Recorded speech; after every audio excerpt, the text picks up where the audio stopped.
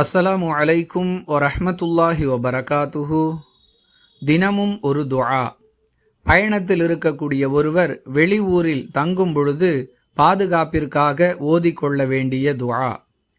அன்பிற்குரிய அல்லாஹுவின் நல்லடியார்களே, பயணத்தில் இருக்கக்கூடிய ஒருவர் புதிய இடத்தில் தங்கும் பொழுது அங்கு நமக்கு நிம்மதியும் பாதுகாப்பும் கிடைக்குமோ இல்லையோ என்ற மனக்குழப்பத்தில் இருப்பது இயல்பு.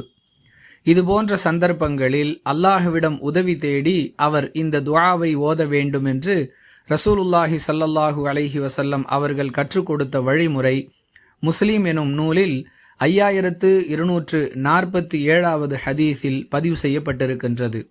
அஊது பி கலிமாத்தில்லாஹி மின் ஷர்ரி மா ஹலக்.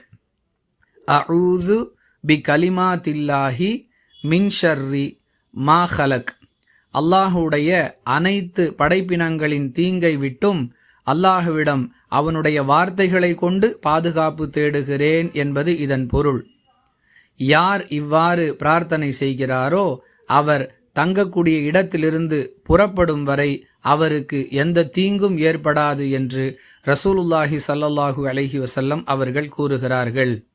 நபி வழியை பின்பற்றி நிம்மதியையும் பாதுகாப்பையும் பெற்றுக்கொள்வோம். வாஹிரு தஅவானா அனில் ஹம்துலில்லாஹி ரப்பில் ஆலமீன். அஸ்ஸலாமு அலைக்கும் வரஹ்மத்துல்லாஹி வபரகாத்துஹு.